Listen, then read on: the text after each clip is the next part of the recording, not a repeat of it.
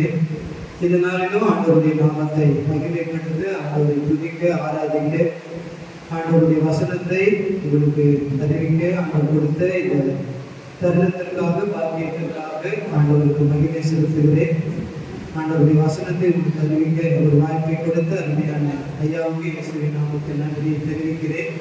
இந்த நாளின் தியானத்திற்காக ஆண்டவர் கொடுக்கிற ஒரு வசனத்தை வாசிக்க கேட்போம். சகரியாவின் தீர்க்கதரிசன புத்தகம் 2ஆம் அதிகாரம் அதனுடைய 10வது வசனத்தை ஒருவர் வாசிக்க கேட்போம்.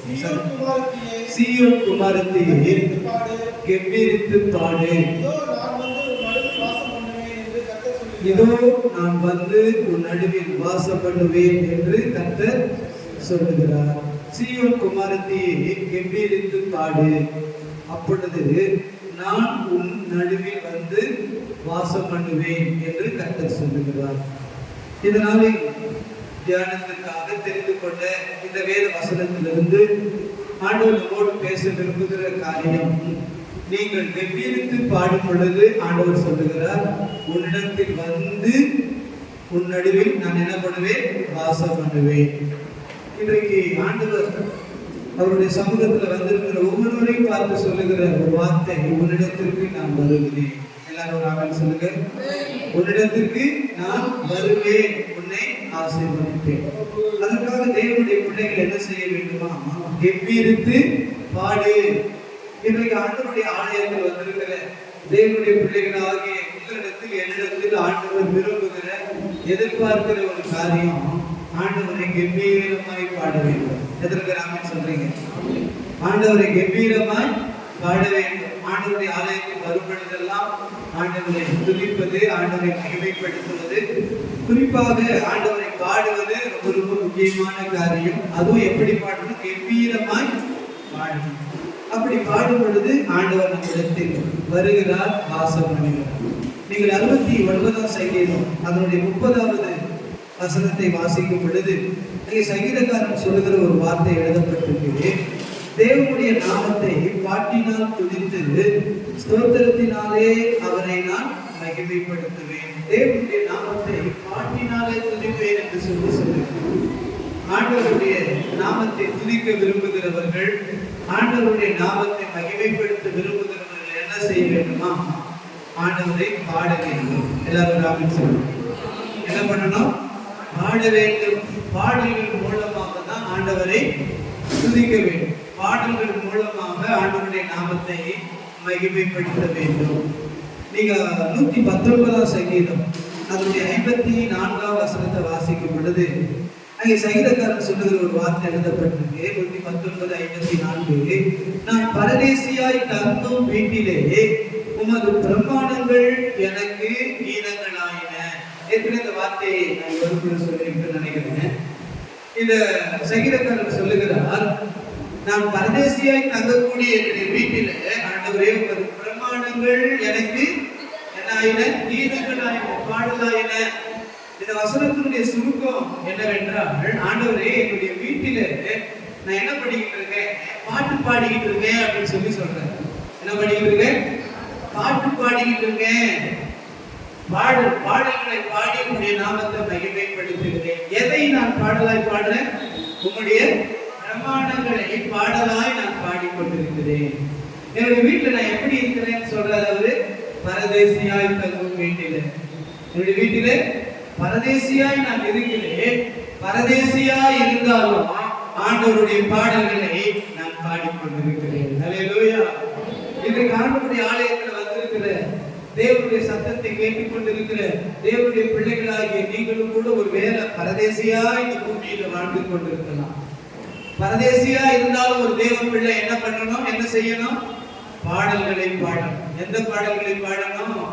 ஆண்டவருடைய பிரமாணங்களை பாடல்களாய் பாடி ஆண்டவருடைய நாமத்தை மகிமைப்படுத்தணும். நீங்க 1 பேதுரு 1ஆம் அதிகாரம் அதனுடைய முதல் 2 வசனங்களை வாசிக்கும் பொழுது அங்கே பேதுரு என்ன எழுதுகிறார்? ஆண்டவர் 2வது வசனத்துல அவர் சொல்லுகிறார், பிதாவாகிய தேவனுடைய முன் அறிவிப்பின்படியே ஆவியானவரின் பரிசுத்த வாக்குதலினாலே கீழ்ப்படிதலுக்கும் இயேசு கிறிஸ்துவினுடைய ரத்தம் தெளிக்கப்படுதலுக்கும் தெரிந்து கொள்ளப்பட்ட பரதேசிகளுக்கு எழுதுகிறதாவது. பேதுரு என்ன சொல்லுகிறார்? பரதேசிகளுக்கு எழுதுகிறதாவது. யாரை பார்த்து சொல்றாரு? சபையில தேவனை ஆராதிக்கிற, தேவனை மகிமைப்படுத்துகிற விசுவாசிகளுக்கு அவர் எழுதுகிற வார்த்தை பரதேசிகளுக்கு எழுதுகிறோம். நம்ம சபையில் இருக்கிற ஒவ்வொரு தேவ பிள்ளைகளும் எப்படிதான் இருக்கிறோம் சொல்லுங்களேன்? பரதேசிகளா தான் இருக்கிறோம். பேதுரு தான் சொல்றாரு, கர்த்தருடைய வசனம் அதுதான் சொல்லுது. அப்படின்னா என்ன அர்த்தம்? நான் பரதேசியாக தான் இந்த உலகத்துல வாழ்ந்து கொண்டிருக்கிறேன். நான் பரதேசியாய் இருந்தாலும் ஆண்டவருடைய வார்த்தைகளை பாடல்களாய் பாடி ஆண்டவருடைய நாமத்தை மகிமைப்படும். அப்பொழுது ஆண்டவர் என்ன செய்கிறாரா? ஆண்டவர் சொல்லுகிறார், உன்னிடத்தில் நான் வருவேன் என்று சொல்லுகிறார். ஒரு தேவ பிள்ளை ஆண்டவருடைய சமூகத்தில் பாடல்களை பாடி கம்பீரிக்கும் பொழுது, ஆண்டவரை மகிமைப்படுத்தும் பொழுது, ஆண்டவருடைய வாக்குத்தத்தம், நான் உன்னிடத்திற்கு வருவேன். அதுதான் வாக்குத்தத்தம். ஆண்டவர் நம்மிடத்திற்கு வந்து, அதாவது ஆண்டவருடைய பாடல்களை பாடி மகிமைப்படுத்துகிற உன்னிடத்திற்கு, உங்களிடத்திற்கு ஆண்டவர் வந்து என்னென்ன காரியங்களை செய்வார்? ஒரு 3 காரியங்களை சுருக்கமாக இன்றைக்கு தியானித்து உங்களுக்காக ஜெபிக்க விரும்புகிறேன். ஆண்டவரை நீங்கள் மகிமைப்படுத்தும் பொழுது ஆண்டவர் உங்களிடத்தில் வந்து ஆண்டவர் செய்ய விரும்புகிற 3 காரியங்கள். முதலாவதாக எடுத்துக்கொள்வோம், ஏசாயா எழுதின தீர்க்க தரிசன புத்தகம் 57ஆம் அதிகாரம் அதனுடைய 15வது வசனத்தை வாசிக்கும் பொழுது அங்கே கர்த்தருடைய வார்த்தை சொல்லுகிறது, நித்திய வாசியும் பரிசுத்தர் என்கிற நாமம் உள்ளவராகிய மகத்துவமும் உன்னதமும் ஆனவர் சொல்லுகிறார், உன்னதத்திலும் பரிசுத்த ஸ்தலத்திலும் வாசம் பண்ணுகிற நான் பணிந்தவர்களின் ஆவியை உயிர்ப்பிக்கிறதுக்கும் நொறுங்கினவர்களின் இருதயத்தை உயிர்ப்பிக்கிறதுக்கும் நொறுங்குண்டு பணிந்த ஆவி உள்ளவர்களிடத்திலும் வாசம் பண்ணுகிறேன். அல்லேலூயா. நான் என்ன பண்ணுகிறேன்? வாசம் பண்ணுகிறேன். யாரிடத்திலே வாசம் பண்ணுகிறேன் அல்லது எதற்காக வாசம் பண்ணுகிறேன் என்று இந்த வசனத்துல எழுதப்பட்டிருக்கிறது. யாரிடத்தில் ஆண்டவர் வாசம் பண்ணுகிறார்? பணிந்த ஆவி உள்ளவர்களிடத்தில் வாசம் பண்ணுகிறேன். இன்றைக்கு ஆண்டவருடைய ஆலயத்தில் வந்திருக்கிற தேவனுடைய பிள்ளைகளாகிய உங்களிடத்திற்கு ஆண்டவர் வாசம் பண்ண வேண்டுமானால், உங்கள் வாழ்க்கைக்குள்ளே ஆண்டவர் வாசம் பண்ண வேண்டுமானால், வர வேண்டுமானால், ஒரு பக்கம் கெம்பீரித்து பாடணும், இன்னொரு பக்கம் இந்த வசனத்துல நாம் படிக்கிறோம், பணிந்த ஆவி உள்ளவர்களாய் இருக்க வேண்டும். எல்லாரும் ஆமென் சொல்லுங்க. உங்களுடைய ஆவி எப்படிப்பட்டதா இருக்க வேண்டும்? பணிந்த ஆவியாய் இருக்க வேண்டும். அப்படி பணிந்த ஆவி உள்ளவர்களாய் நீங்கள் இருந்தால் உங்களிடத்தில் வாசம் பண்ணுவேன் என்று ஆண்டவர் வாக்கு பண்ணுகிறார். எதற்காக வாசம் பண்ணுவேன்? எதற்காக நான் வாசம் பண்ணுகிறேன்? இதே வசனத்துல எழுதப்பட்டிருக்கு. கர்த்தருடைய வசனம் சொல்லுகிறது, அதாவது பணிந்தவர்களின் ஆவியை உயிர்ப்பிப்பதற்காகவும் நொறுங்கினவர்களின் இருதயத்தை உயிர்ப்பிக்க நான் வாசம் பண்ணுவேன். எதற்காக வாசம் பண்ணுவேன்? நொறுங்கி போன இருதயத்தை உயிர்ப்பிப்பதற்காக. இன்றைக்கு ஆண்டவருடைய ஆலயத்தில் வந்திருக்கிற உங்களுடைய இருதயம் ஒருவேளை நொறுங்கி போயிருக்கலாம். சில பிரச்சனைகளை நினைத்து ஒருவேளை இருதயம் நொறுங்கி போன நிலைமை. சிலருடைய வாழ்க்கையில சில வியாதி பலவீனங்களை நினைத்து இருதயம் நொறுங்கி போயிருக்கலாம். சிலருடைய வாழ்க்கையில கடன் பிரச்சனை நொறுங்கி போன இருதயம்.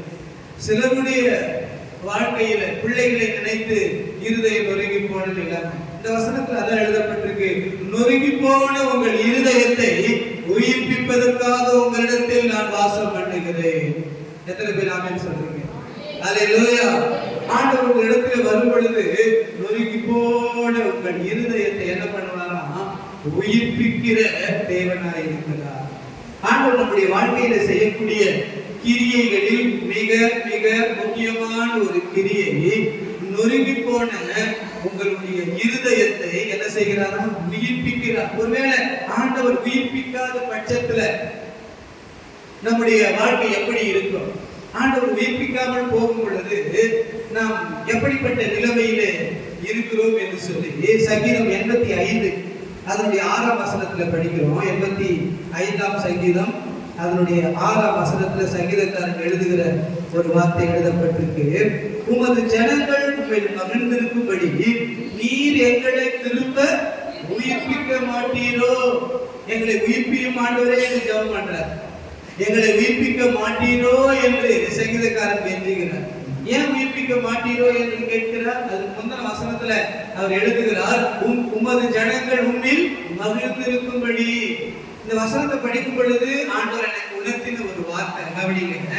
ஆண்டவர் மாத்திரம் நம்மை உயிர்ப்பிக்காவிட்டால், நொறுங்கி போன நம்முடைய இருதயத்தை உயிர்ப்பிக்காவிட்டால், உடைந்து போன உங்களுடைய இருதயத்தை ஆண்டவர் உயிர்ப்பிக்காத பட்சத்துல நீங்க எப்படி இருக்க முடியாது? மகிழ்ச்சியோடு இருக்க முடியாது. அதான் சங்கீதக்காரர், நாங்கள் மகிழ்ந்து இருக்க வேண்டுமானால், நாங்கள் சந்தோஷமா இருக்க வேண்டுமானால், ஆண்டவரே நொறுங்கி போன எங்களுடைய இருதயம் சந்தோஷமாய் மகிழ்ச்சியோடு இருக்க வேண்டுமானால் நீர் என்ன செய்யணும்?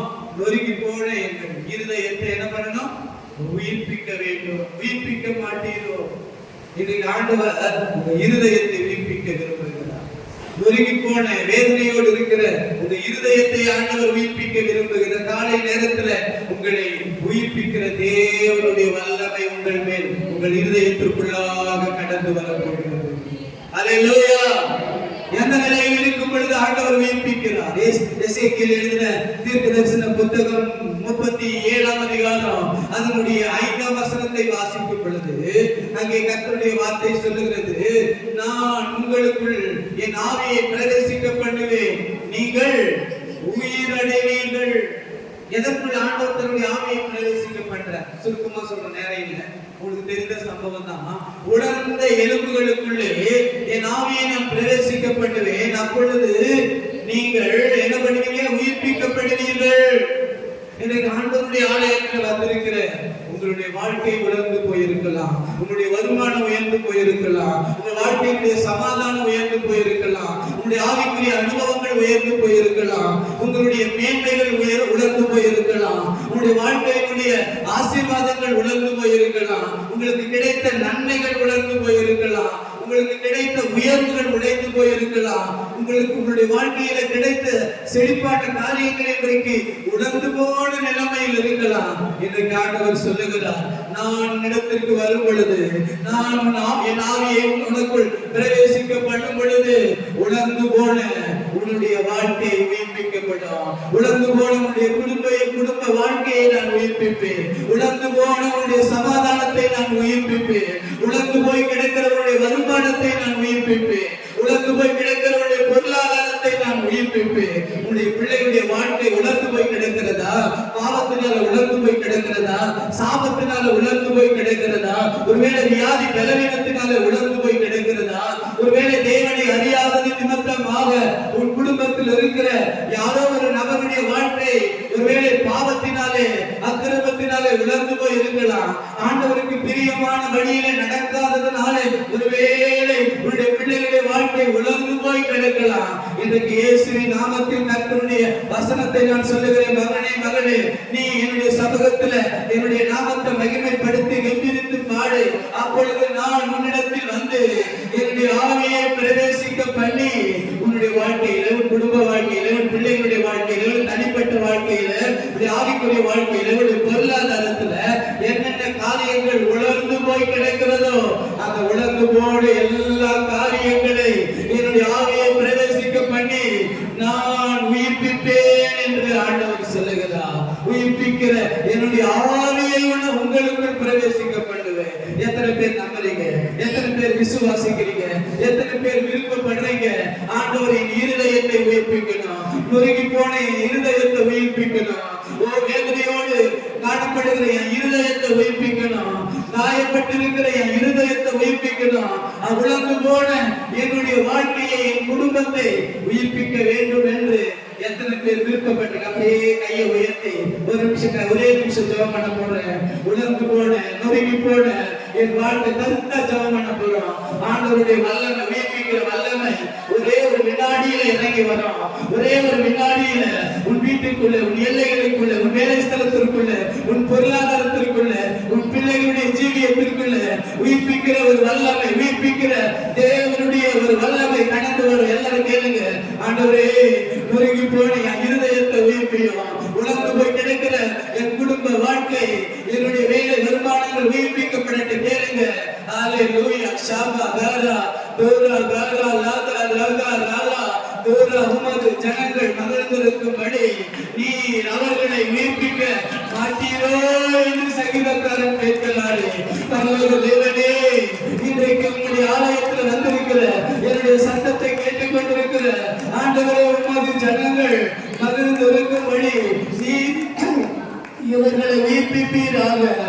இவருடைய இருதயம் உயிர்ப்பிக்கப்படட்டும், மறுக்கி போன இருதயம் உயிர்ப்பிக்கப்படட்டும். இவருடைய உணர்ந்து போன வாழ்க்கையை உயிர்ப்பியும் ஆண்டவரே, உணர்ந்து போன குடும்பங்களை உயிர்ப்பியும் ஆண்டவரே, உணர்ந்து போன உறவுகள் எல்லாரும் கேளுங்க, உணர்ந்து போன உறவுகள் உயிர்ப்பிக்கப்படுவதாக, உணர்ந்து போன ஆண்டவரை வருமானங்கள் உயிர்ப்பிக்கப்படுவதாக, உணர்ந்து போன ஆண்டவரே எல்லா விதமான நன்மைகள் உயிர்ப்பிக்கப்படுவதாக, உணர்ந்து போன ஆவிக்குரிய அனுபவங்கள் உயிர்ப்பிக்கப்படுவதாக, உணர்ந்து போன எல்லா காரியத்திலும் உயிர்ப்பிக்கிற உம்முடைய ஆவியை பிரவேசிக்க பண்ணுவீராக, உயிர்ப்பிக்கிற உம்முடைய வல்லமை வெளிப்படுவதாக.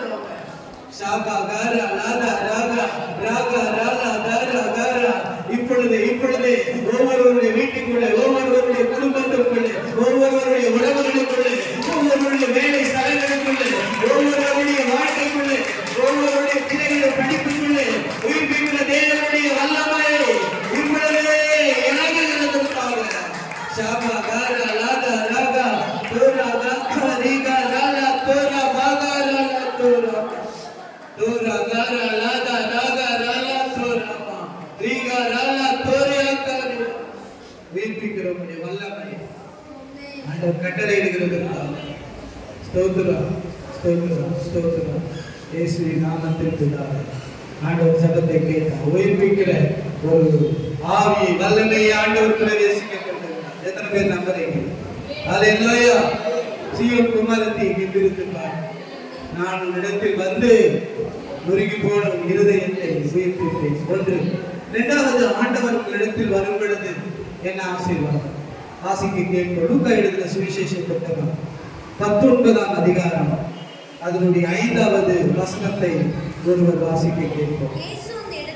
இயேசு அந்த இடத்திற்கு வந்தபோது அண்ணாந்து பார்த்து அவனை சகேயுவை கண்டு, சகேயுவே, நீ சீக்கிரமாய் இறங்கி வா, இன்றைக்கு நான் உன் வீட்டிலே தங்க வேண்டும். அடுத்த வசனம், அவன் சீக்கிரமாய் இறங்கி சந்தோஷத்தோடு இயேசுவை அழைத்துக் கொண்டு வீட்டிற்கு கடந்து போனான். இயேசு சகேயுடைய வீட்டுக்குள்ளே கடந்து வருகிறார். இயேசு சகேயுடைய வீட்டுக்குள்ளே கடந்து போக காரணம் என்ன? ஒரு பக்கம் இருக்கு. இயேசு சகேயுடைய வீட்டுக்குள்ளே கடந்து போனதுனாலே என்ன ஆசீர்வாதம்? 9ஆம் வசனத்தில் எழுதப்பட்டிருக்கு. இயேசு அவனை நோக்கி, இன்றைக்கு இந்த வீட்டுக்கு ரட்சிப்பு வந்தது. இரண்டாவது நான் சொல்லுகிறேன், கவனிங்க. ஆண்டவர் உன் வீட்டுக்குள்ளே வரும் பொழுது, உன் வாழ்க்கைக்குள்ளே கடந்து வரும் பொழுது கிடைக்கிற ஆசீர்வாதம் ரட்சிப்பு. எல்லாரும் ஆமென் சொல்லுங்க. என்ன ஆசீர்வாதம்? ரட்சிப்பு. ஒருவேளை நீங்க கேட்கலாம், சொல்லலாம், நான் தான் ரட்சிக்கப்பட்டிருக்கிறேன், ஆண்டவருடைய வாழ்க்கைக்குள்ளே கடந்து வந்து என்ன ரட்சிப்பை கொடுக்க போறார்?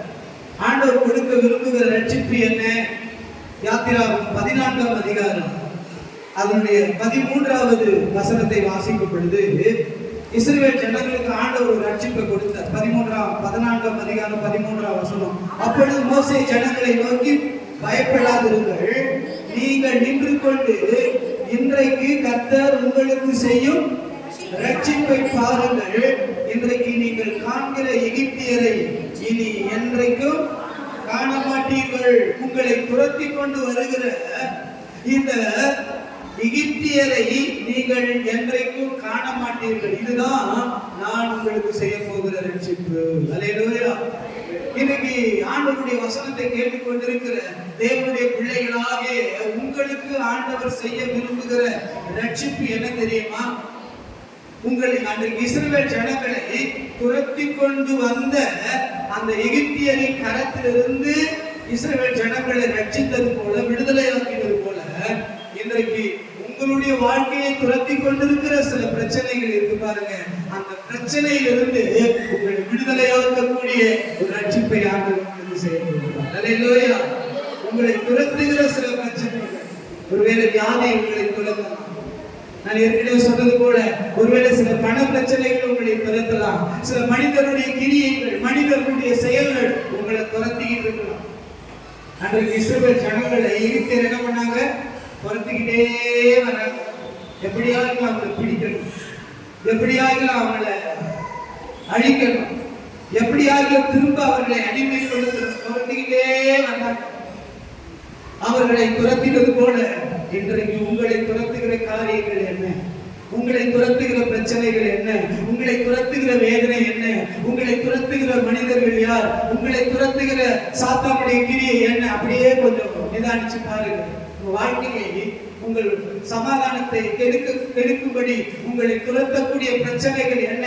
அந்த பிரச்சனையிலிருந்து ஆண்டவர் உங்களை ரட்சிக்க விரும்புகிறார். அதற்காக ஆண்டவர் உங்களிடத்திற்கு வருவேன் என்று வாங்கப்பட்டிருக்கிறார். அல்லேலூயா, அல்லேலூயா. சகேயின் வீட்டுக்கு ஆண்டவர் வந்ததுனால ஒரு ரட்சிப்பு.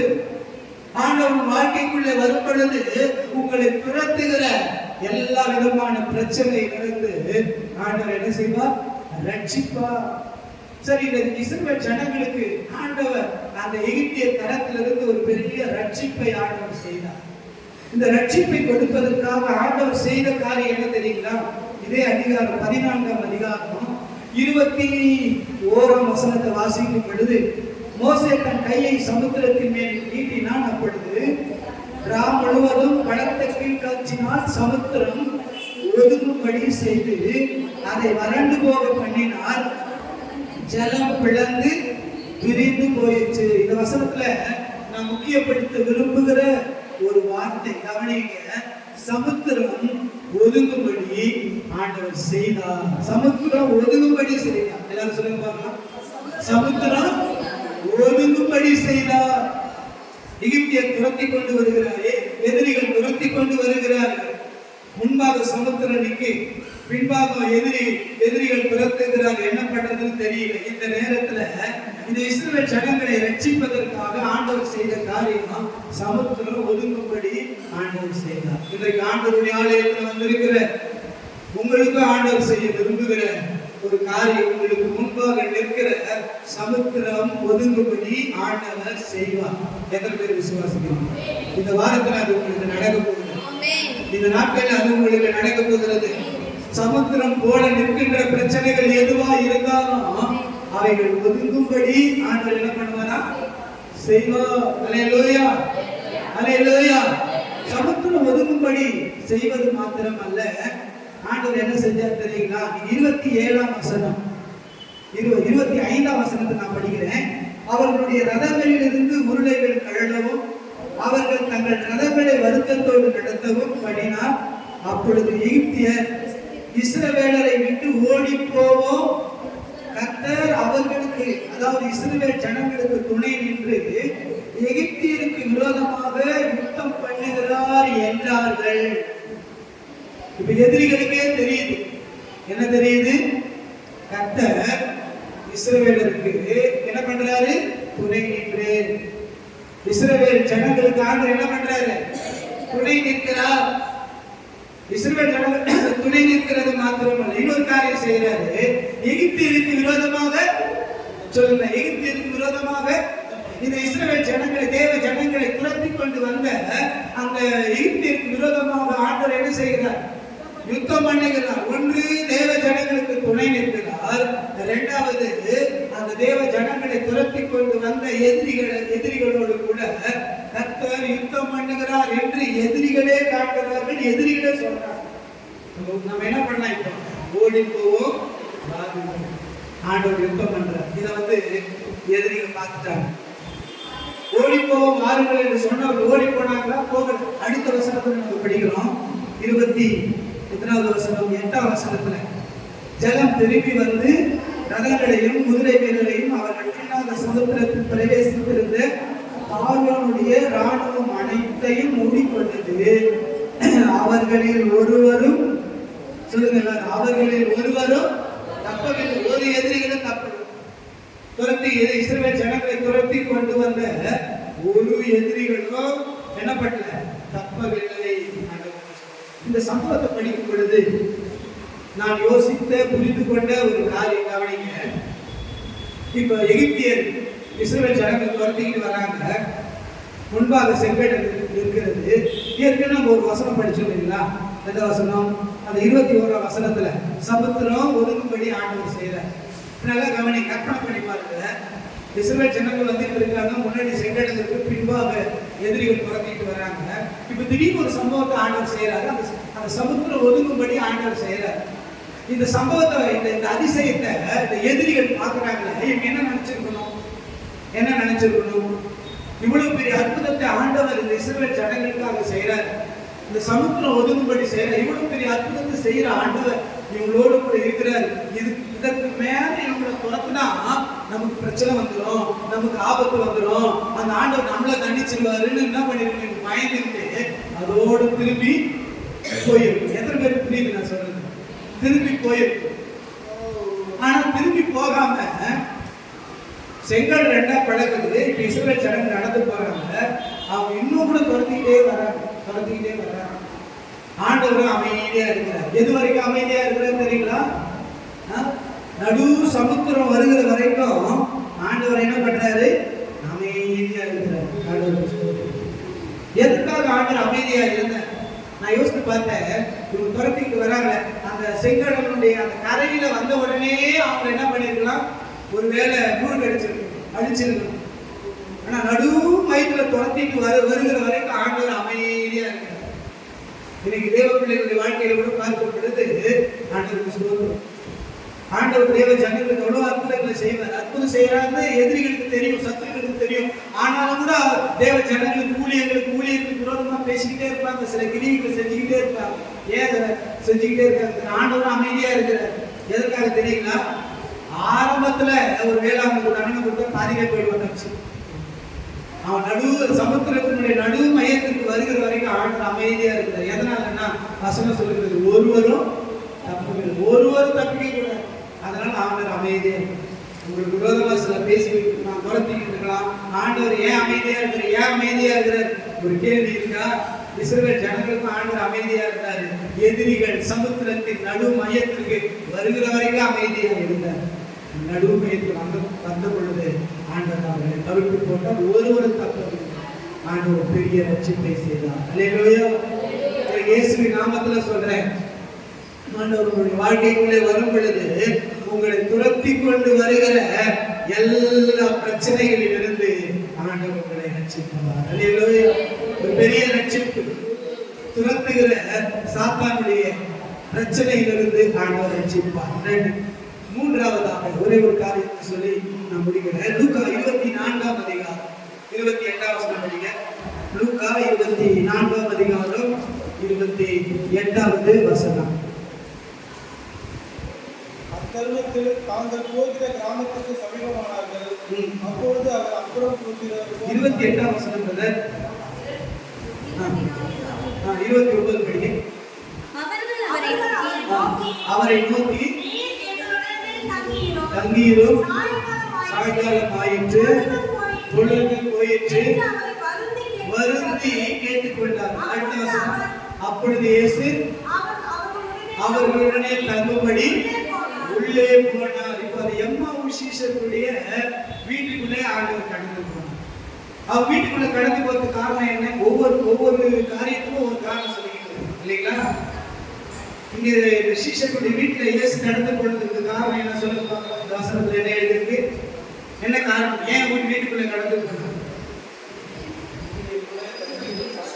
தங்கீரும் என்று எப்படி கேட்டுக்கிட்டாங்க? சொல்லுங்க, எப்படி கேட்டுக்கிட்டாங்க? வருந்தி கேட்டுக்கொண்டாங்க, கெஞ்சி கூப்பிடுறாங்க.